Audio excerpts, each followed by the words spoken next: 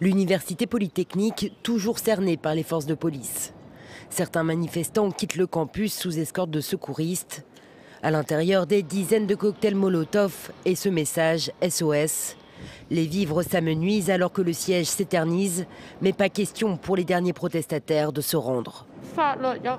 Cela fait 5 mois déjà. Et peut-être qu'il faut encore qu'on en passe par quelques jours difficiles à vivre. Et on trouvera peut-être une voie de sortie. Si l'exécutif promet de ne pas arrêter les mineurs, les majeurs, eux, risquent des poursuites pour participation aux émeutes. Une infraction passible de 10 ans de prison à Hong Kong. Depuis le début du siège de l'université, 700 personnes auraient été inculpées. Mais les manifestants pro-démocratie peuvent se prévaloir d'un soutien et de taille, le Congrès américain.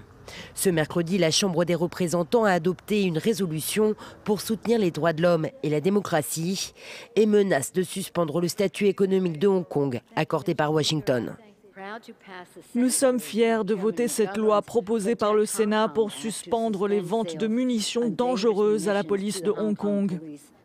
Le président américain doit encore signer le texte pour qu'il rentre en application, mais la Chine menace de représailles en pleine guerre commerciale avec Washington.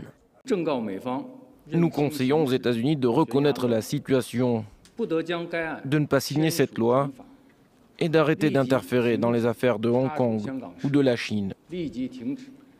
Si les États-Unis continuent d'agir en cavalier seul, la Chine prendra les mesures nécessaires pour se défendre.